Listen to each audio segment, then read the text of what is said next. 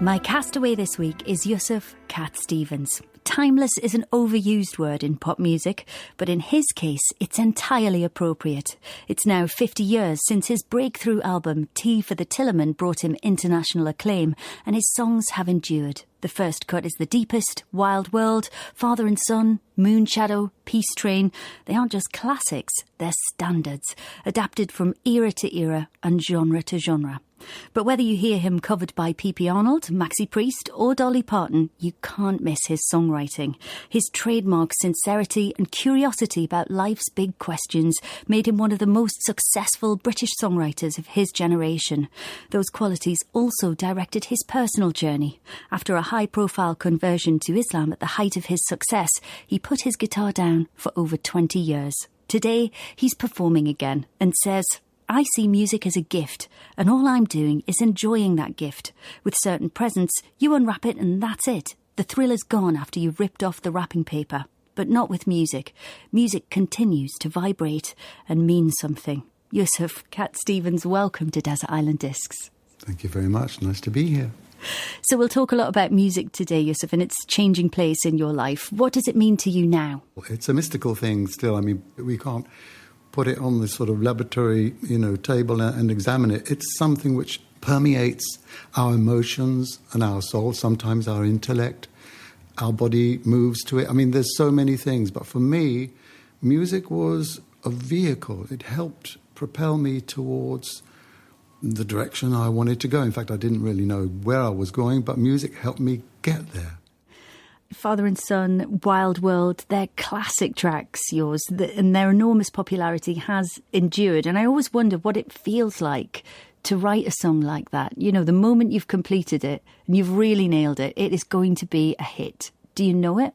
Yeah, I mean, I knew when I was writing a hit, more or less, I knew it was happening. And I was just excited for other people to hear it, and that would be... But I was the first one to hear it, so in a way you have to be a fan of your own music, you have to be a fan of yourself in a way, and do things which please you. And to see that imagination then adopted by, millions of other people, it's a pretty incredible, feeling. Let's get into it then. Disc number 1, what's it going to be and why have you chosen it? I've chosen America. From West Side Story, because that was the musical which really blew my mind and opened the door for me musically. Leonard Bernstein, absolute genius, and I've never got over him, and over his music. And it was me and my pal, we used to watch this as many times as we could. And of course, Natalie Wood had a little bit to do with my infatuation with the film. And we used to go dancing around the telephone boxes outside my front door. This is just a great opener for me.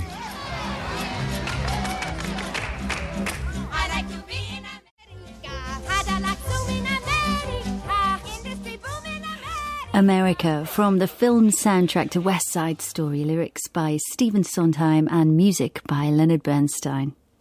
So, Yusuf Cat Stevens, your parents ran the Moulin Rouge restaurant on Shaftesbury Avenue in central London, in the heart of Theatreland. Your mum was Swedish and your dad Greek Cypriot. How did they meet? They met in Lyons Corner House in Tottenham Court Road.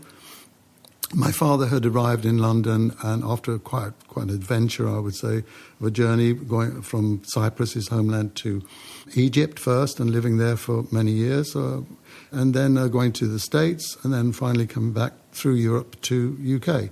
My mother was an au pair, and they met in Lyons Corner House, over a cup of coffee. And I think my dad, when he spotted my mum, that was it. So you were the baby of the family. You called Stephen back then, and the youngest of 3. Were you expected to help out in the restaurant? Oh, did I? Of course, yeah. That was my first job. And, of course, I learnt that it was quite well paid, too, because it wasn't my dad who was paying me, but it was the customers who were giving me great tips. I was, doing whatever jobs, but the waiter, I think I began about 9 or 10. And, I had my own little waiter's jacket, which I dyed red. Of course, we had as many Cokes as we wanted, as many, cakes as my mum could bake. And so it was a pretty good background as a beginning for me. You were growing up, surrounded by the buzz of Soho. You had the 100 Club just a few doors down, Carnaby Street, local to you. How much would you say that the place you were growing up shaped your early life? Totally. But then again, of course, it was not just the place, it was my family. So you had this very sort of Mediterranean, very hot-blooded sort of father, who was very passionate. My mother, who was much cooler. She used to sing to herself, and hum, and she would be very melodic. The way she spoke was like musical. Then you had my brother, who was like the philosopher. So he got me thinking, about life too early on, I think. And my sister, who was really loved me and looked after me and, cared for me. They were both older than me. But then again, as you go out of that kind of sphere, you look at what's going on around you. You see the American dream, like, we just heard it now. I like to live in America. That's the dream. That was the dream to be, to have all those gadgets and those cars and Levi jeans. And I wanted to get as much of it as I could. It must have felt like you were growing up in the centre of everything. It was. And when I wanted to cool off, I'd just go to the British Museum. So when I would skive off school, I went to the mummy department in the Egyptian mummies. And what were you listening to at home? What sort of sounds were you taking in there? It was my sister's record collection. And I used to love going up to her room at the top floor in Shaftesbury Avenue and playing her classical records. Actually, they were mostly classical. Porgy and Bess, another musical, which was Gershwin. And then she had a thing called Red River Rock. And so, on came rock and roll. And with rock and roll, the first single I ever bought, it was Little Richard. And he inspired the Beatles too. I've never heard anything quite like his voice before. It just was magical. It launched me into that whole new experience of rock and roll. Well, I think on that note, we'd better hear your second disc, Yusuf. What's it going to be? It's got to be Little Richard's Tutti Frutti. What to do? To rock to the east, to rock to the west. Tutti Frutti by Little Richard. So, Yusuf, your faith is a huge part of your life now, of course. As a kid, you had a Swedish Baptist mother and a Greek Orthodox father, and they sent you to a Roman Catholic school, I think. So quite a mix of influences going on. Was religious faith important at home? Because I went to the Roman Catholic school down in Drury Lane, St. Joseph's, I got more of an induction into that than almost anybody. It was obviously not difficult at all to understand life with God. The only problem was I couldn't join in all the little things and the rituals which Roman Catholics were doing because I was officially, Greek Orthodox. So I had to take on an observer status and sort of watch as they... I always wondered, what did that taste like, that little thing they put on the tongue? But it was an internal experience because I was left to just connect with God within myself. And that, I think, was very, very important. The background of the religious school was important. You also spent a lot of time drawing and went on, of course, to create the artwork for many of your album covers. Did you want to be an artist? Yeah, I did. I think going back, looking at the influence, it probably was my uncle in Sweden because his name was Hugo Wickman. And he was an abstract artist, one of the first, in fact, in Sweden, the quite modern out there. And he was the one who really put the pencil in my hand and allowed me to do what I wanted. And wow, that really got me going, especially the fact that he was pretty good at it and he was quite famous. I thought, I might make a living out of this. Yeah. And how did you come to start playing guitar? You'd have to put it down to the Beatles because they came along and changed everything. The world had turned a corner, with the Beatles. When they came on our television sets, we had to be part of it. And I realised that being an artist, maybe, looking at Van Gogh, he wasn't very rich. He died a bit poor. So maybe it's not the way for me. Maybe I'll get everything I want from this career if I was able to get into the music business. So I bought myself a guitar and started my own musical dictionary. And those are my songs.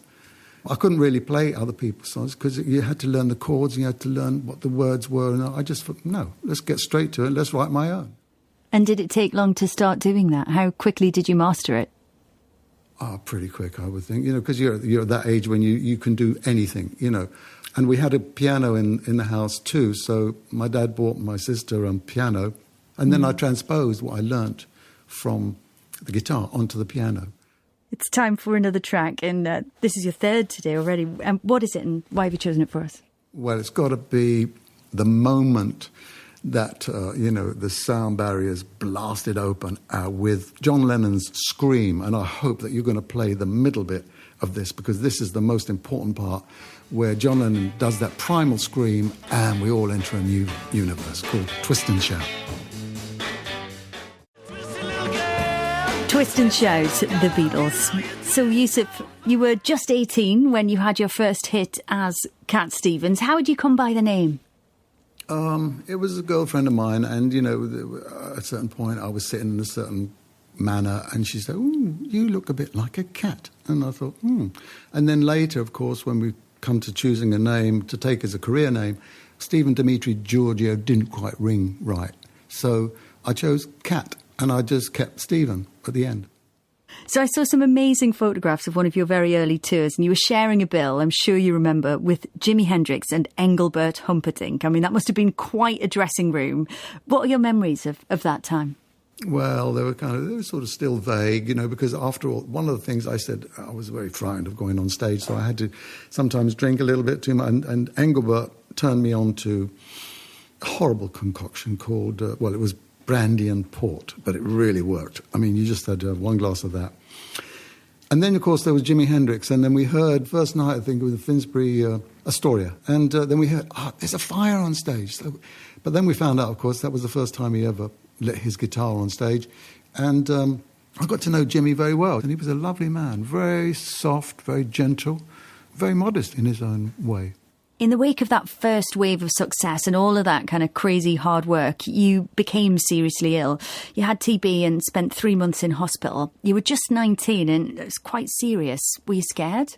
I didn't know if I was going to die. I mean, I thought maybe the doctors are not telling me everything, they're keeping it back from me. And I was stuck in this hospital, King Edward VII Hospital in Midhurst. And it was the same hospital that Boris Karloff died. I mean, so you can imagine, it was pretty creepy for me. But I started at that point looking elsewhere for my life, for what I wanted to do next. And I started reading a Buddhist book. In fact, it was the first time I'd really got into anything beyond Christianity. It was a long road to recovery, about a year, I think. How did you change over that time? In the hospital, when I tried to detach myself from the material world, I stopped shaving. I just stopped looking in the mirror. I was reading more and more. It was a great exploration, a great moment in my life where I started stretching out and my soul started expanding. And I was listening to a lot of different music too. It was all happening at that time. And one of my favourite records, actually, which I think we've chosen now as one of the songs, was Electronic Bark by Walter Carlos, who then became Wendy Carlos. But anyway, he did this incredible thing where he transposed all of so many classic Bach pieces of music and Beethoven and turned them into electronic music. Wow, that just took me so far out of this world. On that note, Yusuf, I think we'll hear your next disc, if you don't mind. Would you care to introduce it? Yeah. It wasn't from Switched On Bach, because later out came a film called Clockwork Orange. And in there was just the most sublime piece of music which I've ever heard. And still to this day, I think it is the number one song ever written.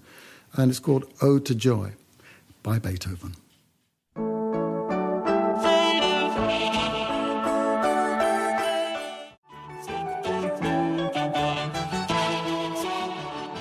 Ode to Joy, March from a Clockwork Orange by Wendy Carlos. Yusuf, the early 70s was a period of huge creative and commercial success for you. 6 albums in about 4 years, I think. Monobone Jacon, Tea for the Tillerman, Teaser and the Firecat, Catch Bullet 4. And you were a star not just here, but you'd been catapulted to huge success in America.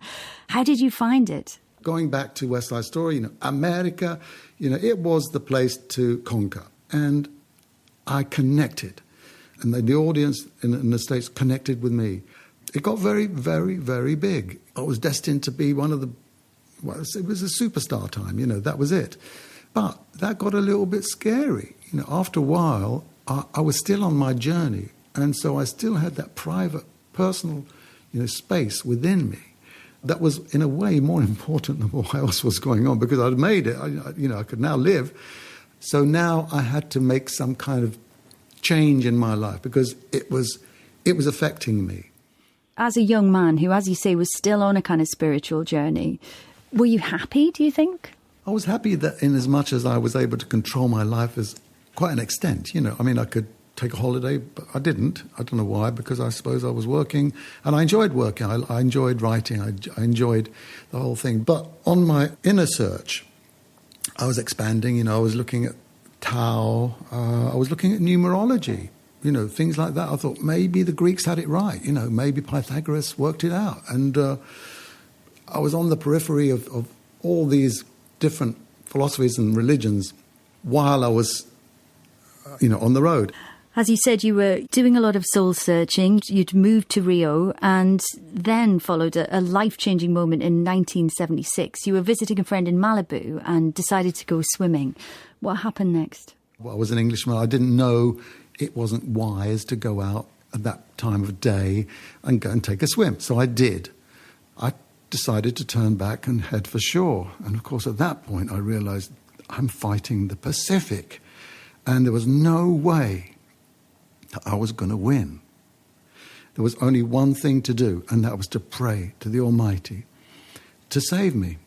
And I did. I called out to God, and He saved me. And a little wave came from behind. It wasn't big. It was just simply pushing me forward, and the tide somehow had changed, and I was able to get back to land. So I was saved. I didn't know what was going to happen next. Well, we'll find out in a moment. But first, we have to find some time for your next disc. What are we going to hear, Yusuf, and why? We're going to hear The Wind by me.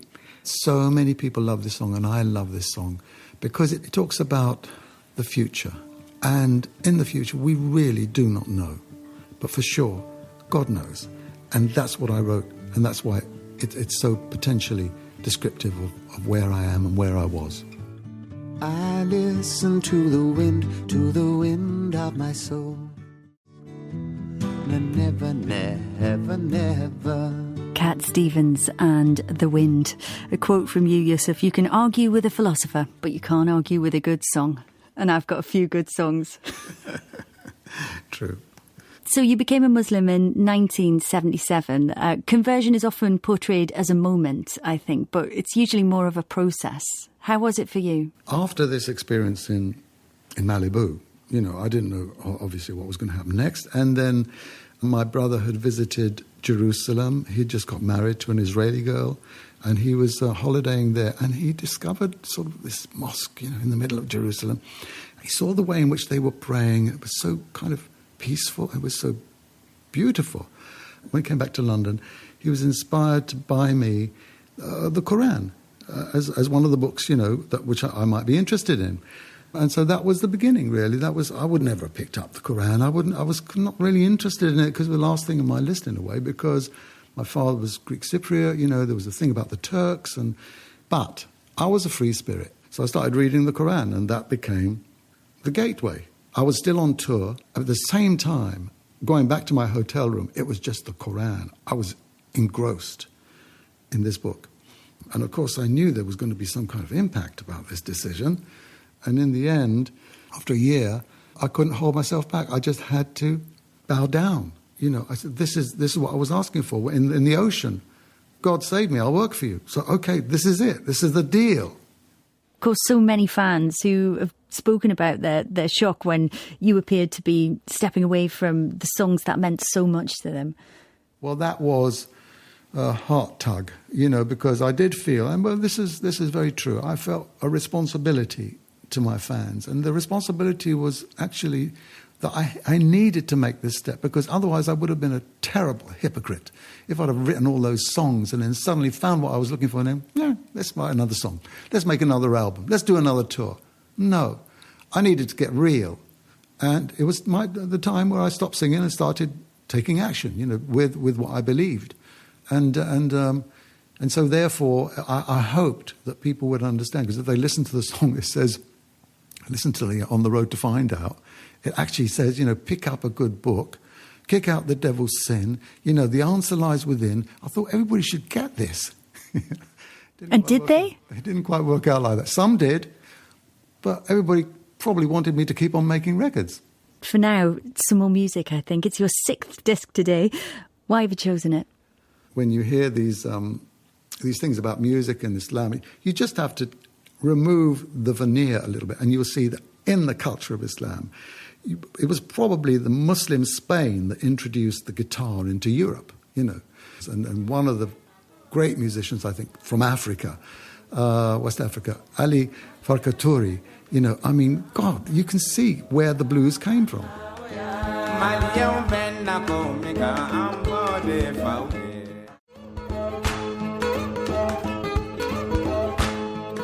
Alo Ya Ali Farka Touré. Yusuf, after your conversion, you became one of the most high-profile Muslims in the UK overnight. That must have been a huge responsibility to take on. Yes, it was. Now I had a kind of a new audience, if you like, and they were split. Obviously there was the Muslim world, which was absolutely infatuated with me because they had loved the idea of this pop star, who's become a Muslim, and in Turkey there would be crowds, coming to hear me give talks and things like that, and I was raised to this kind of pedestal. But then on the other side there were those who said, well, he's a bit of a traitor, isn't he? He's a turned Turk, if you like, and that I had to deal with, and that was like very, very difficult, because at one point I was an icon of the majority, and now I'm a part of the minority who are kind of looked down upon and certainly to a large extent misunderstood. People didn't know, for instance, that Muslims believe in Jesus or believe in, Moses and so many things which people are ignorant of. And there is the problem with the Muslims themselves, where they're unable to express themselves and explain themselves. So I was used to be a kind of a little bit of a spokesman. I spoke English without an accent. So kind of useful, really, for certain occasions. As you mentioned, you were routinely called upon by the media for comment on news stories, and one of them was the Fatwa against Salman Rushdie in 1989. Now, reports at the time suggested that you supported it, something you've since denied. What actually happened? I was really certainly not prepared or equipped to deal with shark-toothed journalists and the whole way in which the media spins stories. And so I was cleverly framed, I would say, by certain questions where I couldn't, for instance, rewrite the 10 Commandments. You can't expect me to do that.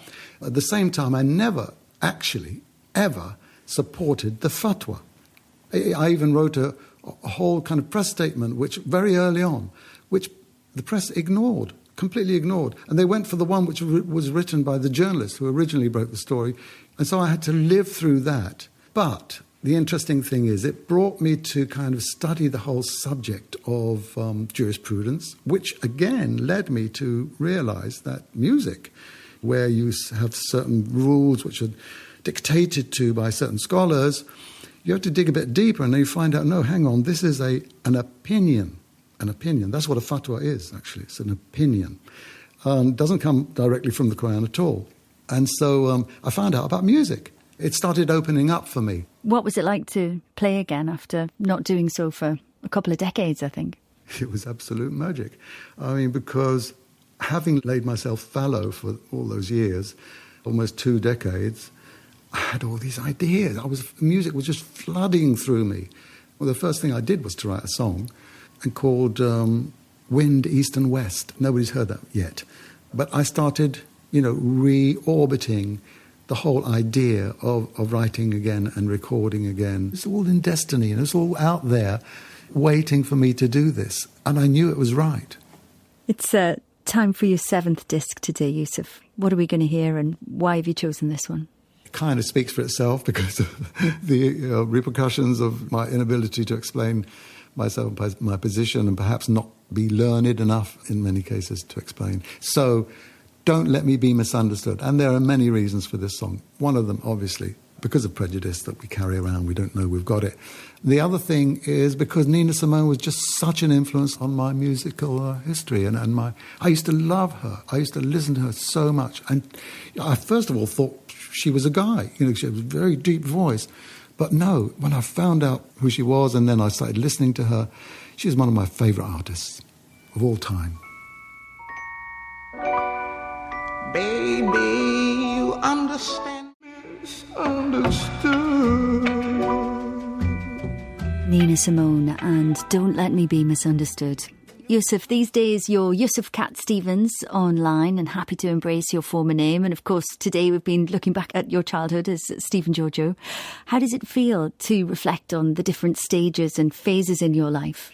When I finally became a Muslim, I had another role to play, and that is to try and bring peace, between two very beautiful worlds, But the one that I belong to is, it's Islam, I'm not shy of saying that. But what made me a Muslim was what we find in the West is a certain freedom. And so the freedom to choose is a God-given gift. That's the gift. But then we have to be responsible for the decisions we make. And there's the story, really. We reflected on your changing names. I wonder how much you've changed as a person over the time. Can you not see my grey beard and slightly... I'm obviously now older. I'm now 72. I really never thought I'd ever get to this distance, but thank God, we're still here and we're still working and we're still creating. And I'm very, very, very, very fortunate. It's almost time to cast you away, Yusuf. How do you think you'll cope in isolation on the island? I think I'll do very well, to be honest. I mean, that was where I started, back in the hospital alone, reading. Okay, first it was a Buddhist book, but, now it would be the Koran. So I would have that. At the same time, okay, there are not many people around, but God's there, so I wouldn't feel lonely. So spiritually you'd be all right, but what about physically? What about the kind of rigours of island life? What kind of island are you hoping for? Well, because I love the sun, surely it has to be somewhere near the equator. You get a balanced day, 7 o'clock to 7 o'clock, sunrises, sunsets, and that's nice. You need vitamin D, I know that. That'll be solved. Water, yep, got lots of that. And trees, well, that's the other thing. I mean, I'd hope I'd have learnt something by that time about farming, or what the tillerman should have taught me somewhere along the line. And I'll be, doing my best to survive and pick those fruits all the way up there in the tree, And of course you'll have the music to keep you going. Time for one last disc before we cast you away. What are we going to hear and why are you taking this one with you? I'd love to hear Stevie Wonder sing As, who I think was the best thing after the Beatles. And, he's a very spiritual man as well, obviously, if you listen to his lyrics. But he really epitomises for me that music, music, music, and with such a soul. Beautiful. As around the sun, the earth knows she's revolving. I'll be loving you always. Until the rainbow. Stevie Wonder with As. So the time has come to cast you away, Yusuf. To help you settle in on the island, we will send you away with your discs and 3 books, the complete works of Shakespeare, the Koran, and a book of your choice. What will that be? Well, I think it would have to be, because everything I need, really, I suppose, ultimately is in the Koran. But to go even further into the human sphere, poetry and prose, I would like to have a book by Rumi. And I would probably pick the Masnavi, which is an immense work of couplets and poems by Rumi. It's yours. You can also take a luxury item to help you pass the time more enjoyably on the island. What would you like? It would be Bendix bitter mints, because I have such a sweet tooth. I mean, you can imagine growing up, in a cafe, Coca-Cola, almond cakes and everything all around you. So Bendix bitter mints is it. And if you could just save one of your 8 tracks from being washed away, which would you go for? I would pick Stevie Wonder. And I think that because it was unprepared and not composed so perfectly, it's got life. Yeah. Yusuf Cat Stevens, thank you very much for sharing your Desert Island Discs with us. Thank you. Come along sometime, I'm still here.